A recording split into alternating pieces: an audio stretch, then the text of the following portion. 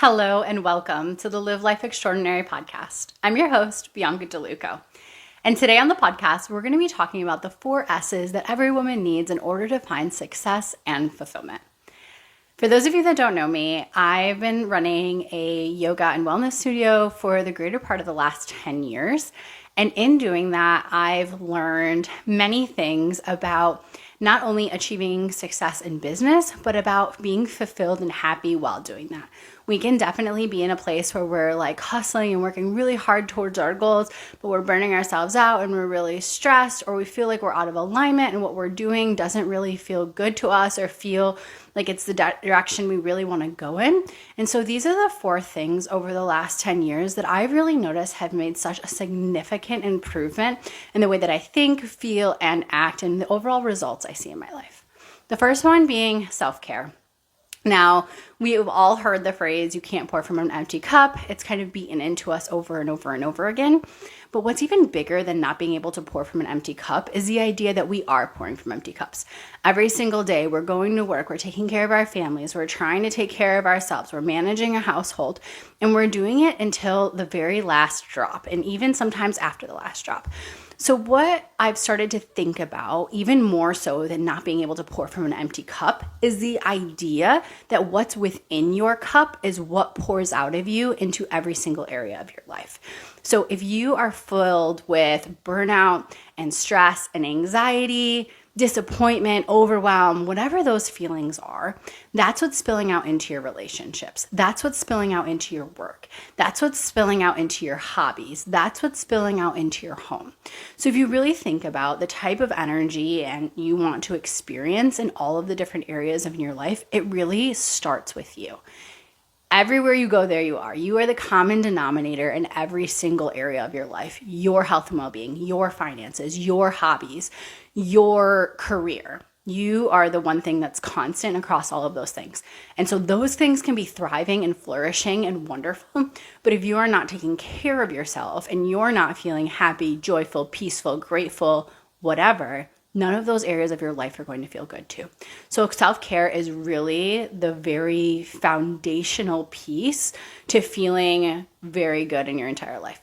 A handful of years ago, back before COVID, when I was running my yoga studio, I was in the best shape of my life. I have like my dream house, a great partner, everything you could really want and success in my business. But I was very much the most depressed I've ever been, the most anxious I've ever been. It was the most like unworthiness and not enoughness I've ever felt, the most burnout I've ever experienced. So everything around me was thriving, but what was in me wasn't great. And so that's what was spilling out into all these areas of my life, tainting all of these great things that I've created. So self-care is the very, very, very first piece. The second S is self-healing. So a lot of this you're going to notice is focused on you and what you can do in your relationship with yourself to bring to the world around you. So self-healing is really, really important because if you are someone that has a lot of negative thought patterns or a negative mindset, a negative perspective on life, it doesn't matter what shows up in your world, you're still going to view it through that skewed type of lens. Every single day we have about 60,000 thoughts, and those thoughts impact how we feel, the feelings that we have impact the actions that we take, and the actions that we take impact the results we see in our lives. And so if you are in this place where you are constantly thinking negatively and feeling negatively, you're not going to be, and not even negatively, sometimes just disempowered. If you feel like, let's say one of the most common things I hear from people is the feeling of like not being good enough for their partner, not being a good enough mom, not being good enough to join this new gym, whatever it is that your goals are.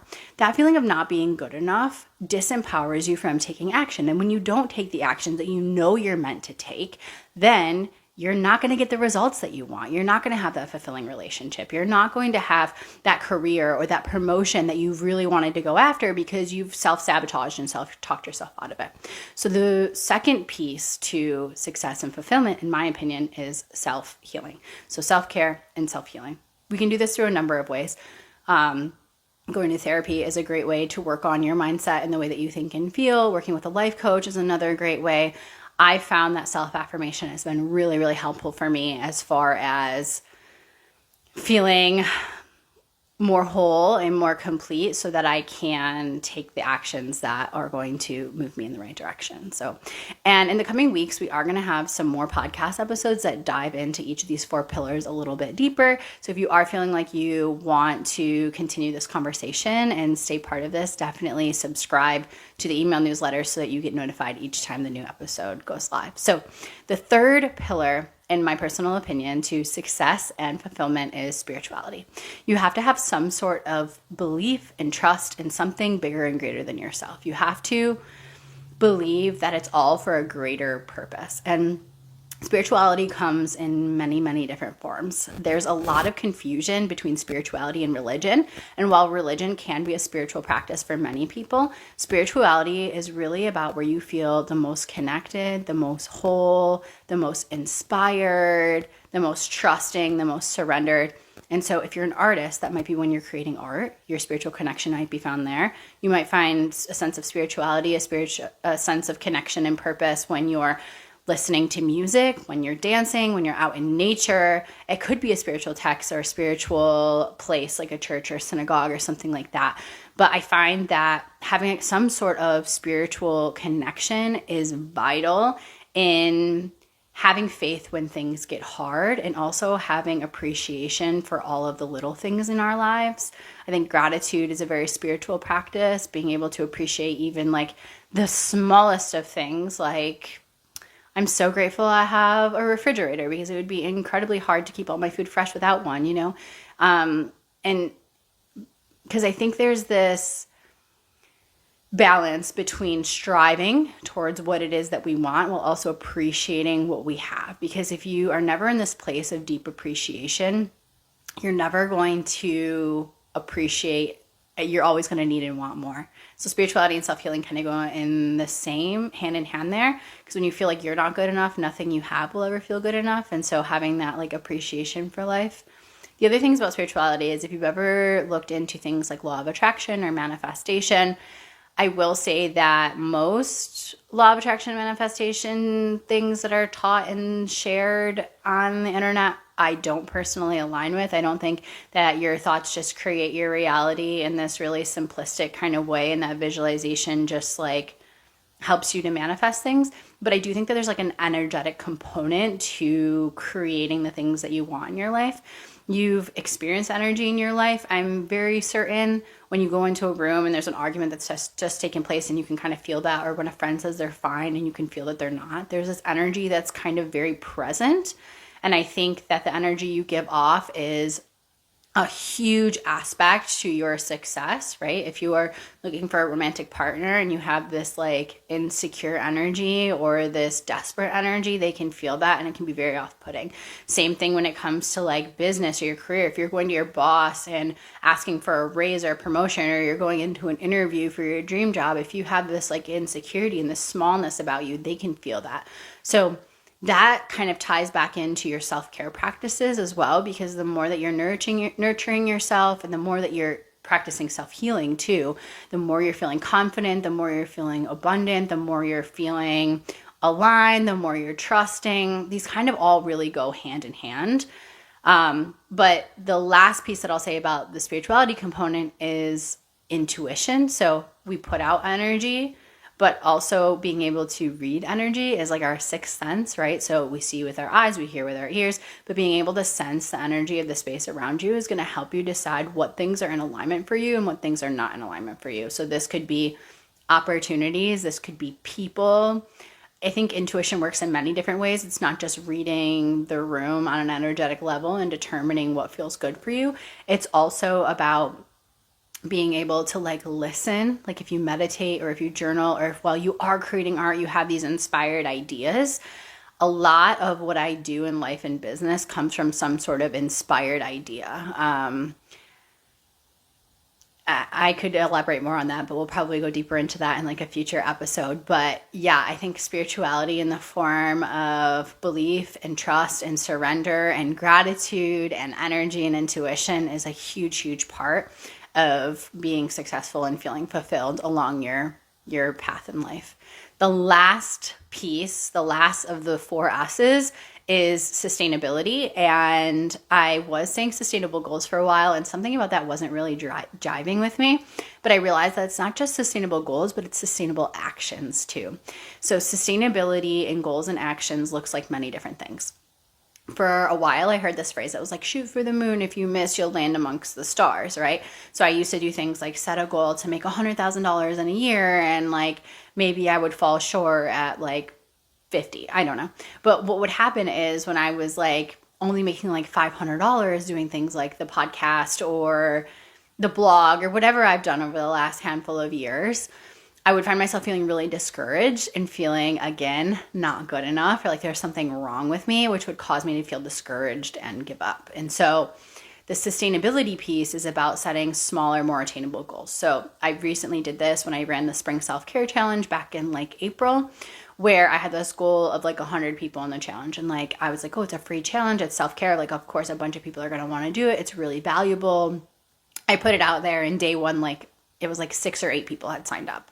And so I was like, okay, if I have a goal of 100 and I have only 8 people in the challenge, I'm going to feel really discouraged. Like, I'm never going to get there. Maybe nobody values this. Maybe this offer isn't good enough. Maybe people don't like me. All of these stories, right? Back to that self-healing piece.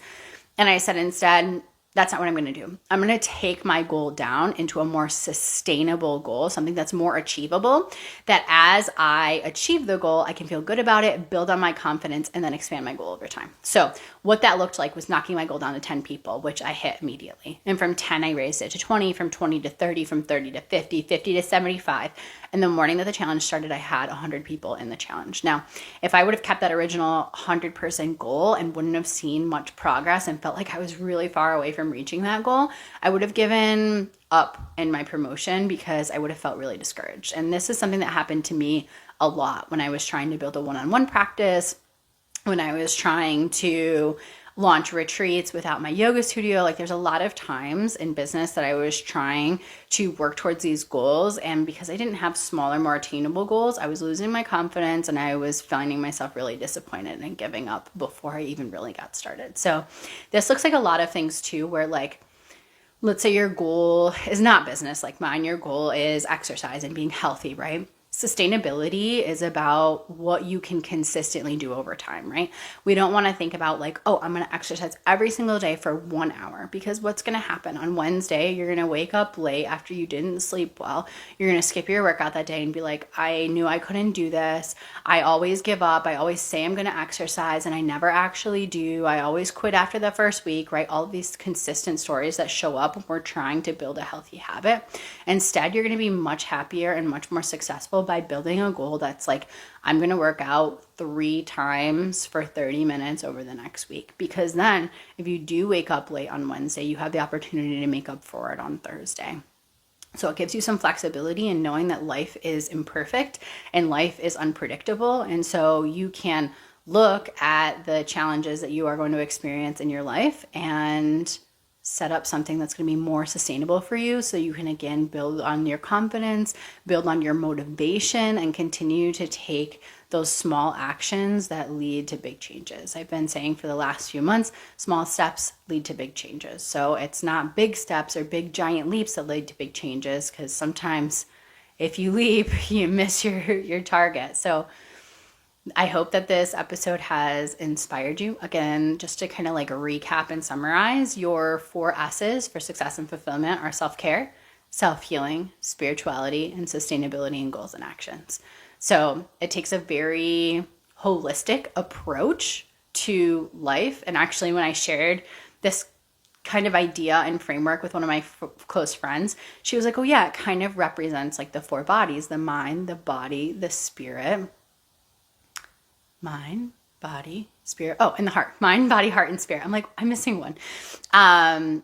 Like the heart being the self-care piece, like taking care of yourself, loving yourself, nurturing yourself. The mind being the healing aspect, the self-healing, making sure we're taking care of all the mess in the mind. Spirituality, obviously, it lines up with the spiritual self. And then the physical body very much aligns with that sustainability piece. So, which is really cool for me to like make that connection, because all of this started with me learning about the mind, body, spirit connection back when I was an undergrad in psychology.